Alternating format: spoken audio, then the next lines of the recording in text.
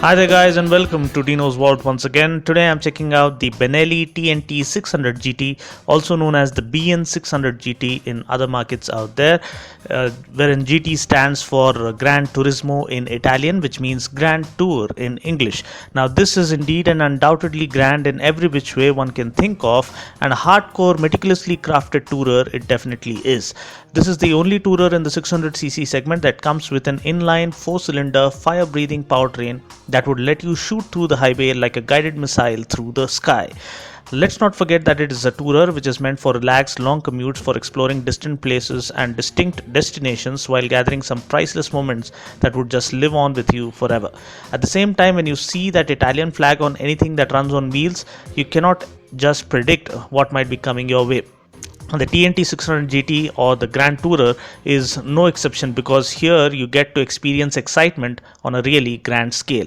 Now, though this is an inline 4-cylinder engine, it is branded as TNT for the Indian market. I have talked about why it is branded as such in my 600i review, so please refer to that for further clarification. Now let's talk about the differences between the 600 GT and the 600i. What is immediately visually apparent is the added fairing. It's very effective and practically laid out fairing, for that matter, that really fends off the wind blast at high speeds.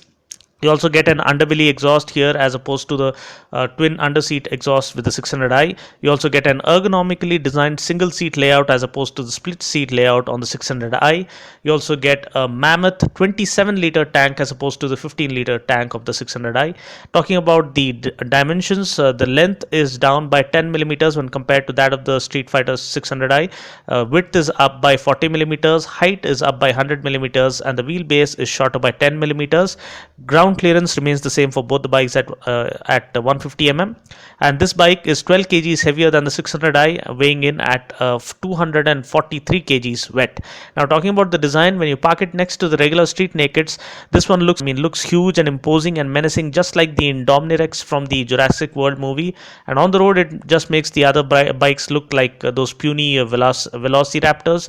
It almost looks like a thoroughbred dual sport adventure motorcycle, but it is basically just a sport tourer with the heart of a lion, of course. The fairing is the most striking design element. The projector headlamp and the well-integrated turn indicators in the fairing speak about the finesse of the Italian engineering. The tail lamp setup is again distinctively laid out with a nice jewel effect to the turn indicators, and the offset monoshock looks nice and slick as well, and the overall fit and finish is undoubtedly top of the class. Talking about the engine that powers this monster, you get the same powertrain as the 600i. You get the first in segment 4-stroke 16 valve liquid cooled inline 4-cylinder 600cc engine that puts out a maximum power of 85 ps at 11,500 rpm and 55 newton meters of torque at 10,500 rpm.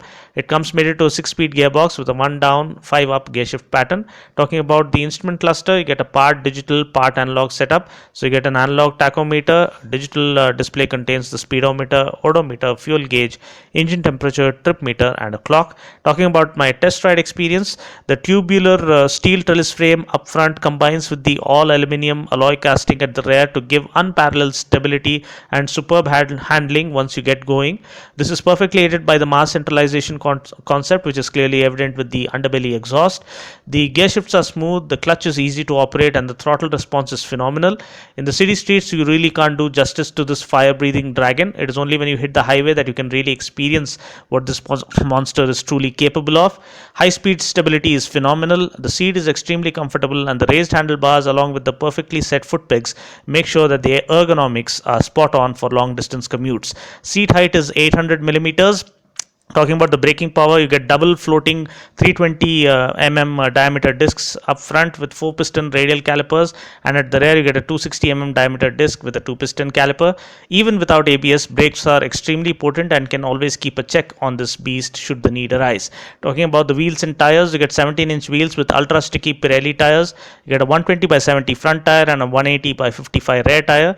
These, as expected, offer superb road grip. Talking about the suspension, you get meaty 50 mm upside down front forks and offset monoshock at the rear, which are more than capable.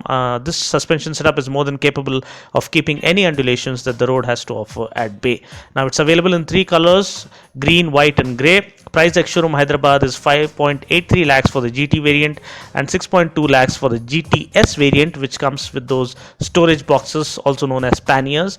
Now these panniers or boxes come as standard with the GTS variant, whereas with the GT variant you can get them fitted at the dealerships.